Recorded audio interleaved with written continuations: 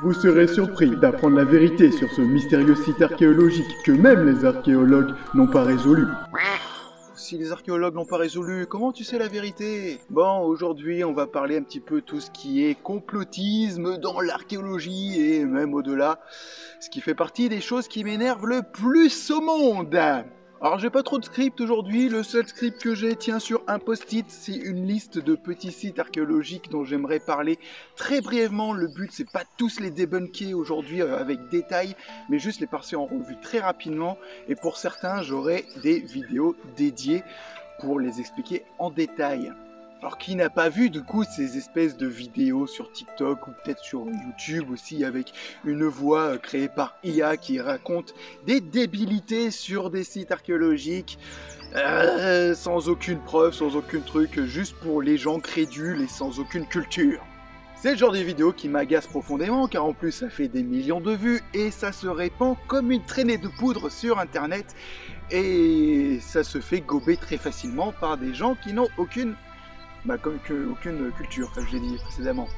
C'est fou le nombre de gens incultes qu'il y a en France. Allez, passons en revue quelques-uns de ces sites archéologiques que vous avez peut-être déjà entendu parler ou au moins vu en images et peut-être vu ces satanées vidéos. Et je vais essayer de donner un petit peu plus de vérité archéologique là-dessus.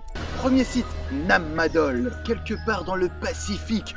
Une cité à moitié engloutie. Non, Nammadol se situe en Micronésie. Alors non, Nammadol n'est pas une cité engloutie, elle a été construite telle quelle à l'époque. Donc c'est des petits îlots qui ont été faits avec des prismes basaltiques récupérés sur place et montés l'un sur l'autre pour faire des murs, des petits îlots sur lesquels il y avait des habitations, des temples, etc.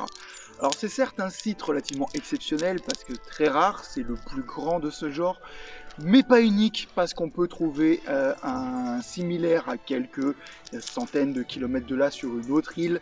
Oui, c'est rare, oui, c'est un petit peu bizarre, mais ça n'a rien de complètement mystérieux. Deuxième site, Yonaguni, le site pyramidal sculpté mystérieux de 30 000 ans enseveli sous les eaux. Alors Yonaguni est effectivement une espèce de curiosité, on sait pas trop, c'est bizarre, qui est probablement donc effectivement sous l'eau, qui a été découverte par quelqu'un qui faisait de la plongée sous-marine à la fin des années 90. Enfin, bref, je ferai une vidéo dédiée à Yonaguni. Mais ça n'a rien d'absolument mystérieux. A priori, pour faire bref, ce serait d'une formation pseudo-naturelle avec une intervention humaine qui aurait sculpté à l'intérieur à la manière d'une carrière à l'époque où le niveau de la mer était plus bas. C'est tout. Les mystérieuses statues de Rapa Nui. Ouais, les statues de l'île de Pâques, qui n'en a pas entendu parler. Ouh, c'est bizarre, ouh, c'est mystérieux. Comment ils ont fait? C'est unique au monde. Alors oui, des moaïs de cette taille, c'est unique au monde. Ce qu'ils représentent, ça ne l'est pas. Ce sont des tikis, donc des représentations de divinités ou d'ancêtres divinisés, comme on en trouve partout en Polynésie, puisque l'île de Pâques a été colonisée par des Polynésiens. Quant à comment ils ont fait, comment ils les ont bougés, etc., là encore, je ferai une petite vidéo dédiée pour expliquer ça correctement. Mais non, Rapa Nui, c'est zéro mystère. Le mystère des pyramides de Gizeh. Qui les a construits? Comment? Quand? Il y a 12 000 ans? Non. Non. Les pyramides datent d'il y a à peu près 4500 ans, au moins 2500 à peu près. Pour celle de Gizeh. Il faut savoir que les pyramides, celle de Gizeh, c'est celle dont on parle tout le temps parce que c'est les plus grandes, les plus parfaites. Mais avant d'arriver à cette perfection, les Égyptiens ont tâtonné. Et on a des prototypes de pyramides plutôt ratées ou bancales qui existent, les pyramides de Snéfrou notamment, qui sont complètement des essais de construction qui ont un peu foiré. Comme quoi on n'est pas arrivé de suite à la pyramide parfaite et il a fallu des essais. Et voilà, il n'y a pas eu besoin d'intervention divine. Je ne vais pas rentrer plus dans les détails que ça, là non plus. Le but c'est de faire très bref, je l'ai dit. Les mystérieuses lignes de Nazca. Ah oui, alors ça fait parler, les mystérieuses lignes qu'on a tous vues dessinées avec des formes soit d'animaux, soit des grandes lignes qui font littéralement des kilomètres de long. C'est très très très grand. Bon... Ouh là là, c'est mystérieux. Ouh là là, comment ils ont pu dessiner ça? Ouh, mais c'est avec les... Ouh, je vais pas le dire maintenant. Oui, alors les lignes de Nazca, a priori, pour ce qu'on en sait, ça fait simplement partie des rites religieux locaux du peuple Nazca. Quant à la manière de les tracer, il n'y a pas besoin d'un avion, je veux dire un petit peu de géométrie, un petit peu de cordage, un petit peu de réflexion, et ça se fait. Oui, alors je vais venir 2 secondes sur un truc, un argument qui revient souvent. Oui, alors comment ils ont pu faire alors qu'on n'est pas capable aujourd'hui de faire pareil? Alors oui, alors c'est sûr, si on compare l'intelligence de Robert dans son canapé qui scrolle sur TikTok, qui a aucune culture et qui se dit je sais pas comment ils ont pu faire, par rapport à certains ingénieurs antiques qui avaient l'habitude de la construction, de la géométrie, des mathématiques, qui étaient beaucoup plus intelligents finalement que Robert du canapé pour construire de telles structures merveilleuses qui laissent perplexes les débiles d'aujourd'hui. Ouais. Des débiles, il y en a eu de tous les temps, hein, des intellos aussi.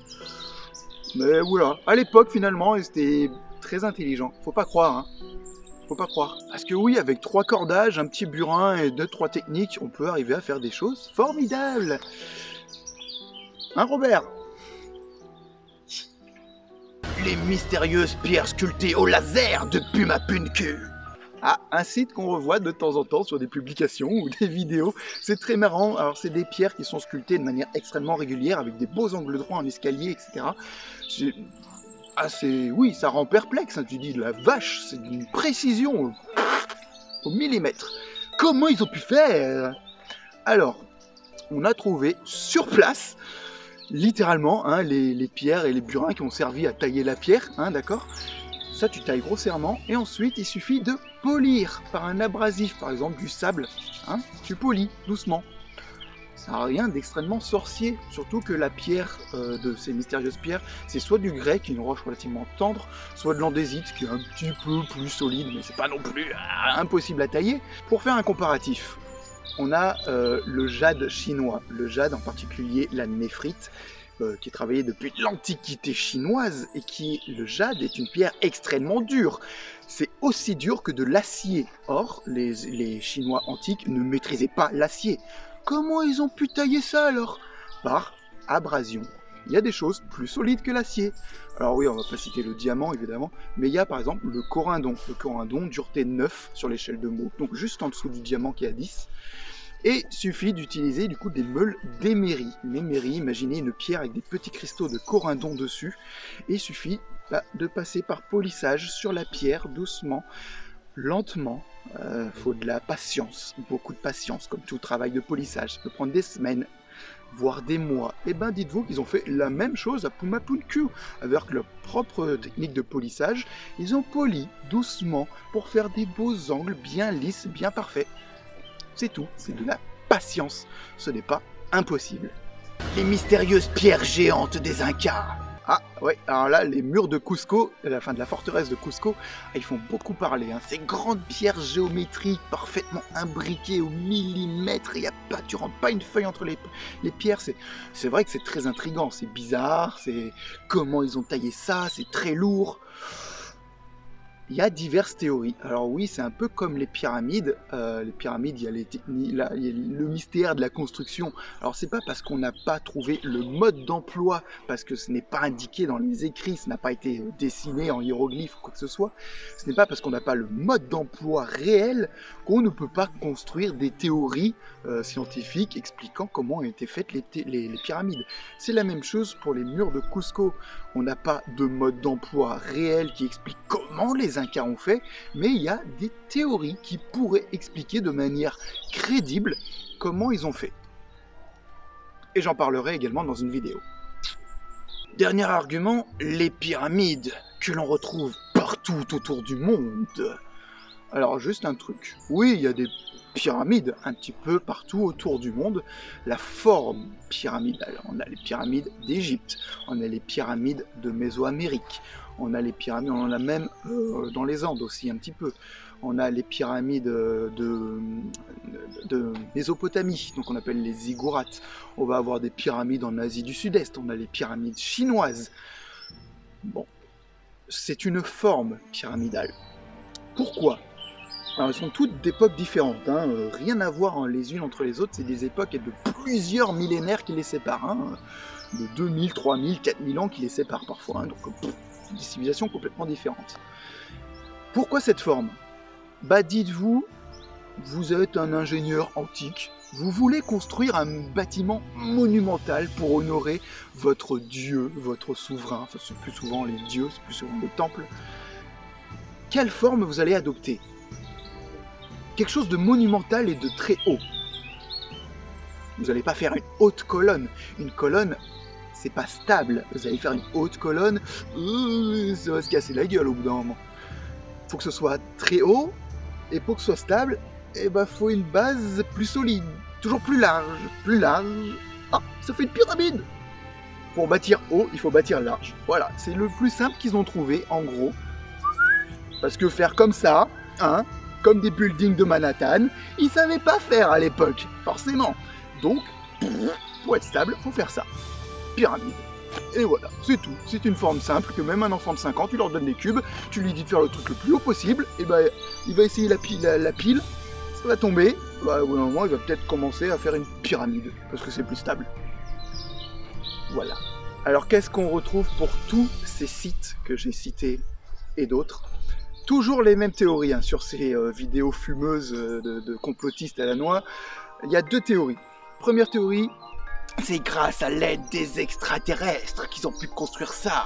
Parce qu'ils n'avaient pas la technologie et le savoir pour le faire. Seuls les extraterrestres ont pu les guider, soit pour dessiner les lignes, pour construire des trucs, pour faire ceci, pour faire cela. Là, voire même, c'est parce qu'ils ont ordonné aux dinosaures de tirer les pierres parce qu'elles étaient trop lourdes pour des humains. Hein? Wink wink, Alexis. Ça, c'est la première théorie. Deuxième théorie, attention, qui revient souvent également pour la théorie des pyramides qui sont partout sur le monde, la mystérieuse civilisation supérieure antique. Ah ouais, ça on le retrouve souvent, hein, sur toutes les vidéos, notamment donc pour comme j'ai dit, hein, les pyramides qu'on trouve partout sur le monde. Ça expliquerait tout, parce que c'est eux, il y a genre 30 000 ans, tu vois, ils sortent toujours des datations complètement absurdes de plus de 18 000 ans, 30 000 ans, 20 000 ans. Il y a 30 000 ans, on était encore dans le paléolithique, les gars, hein. Il n'y avait rien, quoi, il n'y avait aucune technologie, même pas le néolithique, même pas le mésolithique, le paléolithique, on ne construisait rien. Une des plus anciennes structures construites, observées, c'est Göbekli Tepe, en Turquie. Cette structure mégalithique-là serait une des plus anciennes constructions humaines. Oui, bon après il y a d'autres mégalithiques qu'on trouve en Europe de l'Ouest, hein, les fameux dolmens et menhirs, qui n'ont pas besoin d'une technologie hyper compliquée pour redressés. Et pourtant il y en a certains qui sont sacrément lourds. Hein. Bon. Pourtant ça date aussi de moins 8000. Göbekli Tepe, on est à plus de moins 10 000 quand même, c'est quand même colossal. Mais là on parle de datation absurde de moins 18 000, moins 30 000, ça va quoi. Voilà, tout ça pour dire que toutes ces histoires de complotistes, de platistes, et des autres conneries de ce genre, ça me gave, mais puissance 1 million, vous imaginez même pas, mais ça me met en vrille direct. Je vois une vidéo comme ça, en fait j'arrive pas à faire des vidéos de debunk parce que je suis tellement vénère, j'ai pas envie d'argumenter, je vais me mettre à bafouiller, j'ai juste envie de cogner en fait.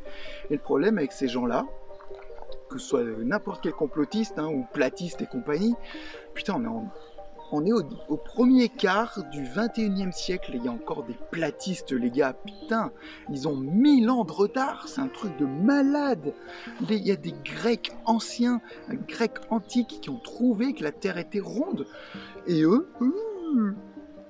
le problème, c'est que ces gens-là, tu ne peux pas argumenter avec eux, tout simplement parce qu'ils sont tellement persuadés d'avoir raison. Oui, nous, on a la vérité, vous êtes juste des moutons. Hein.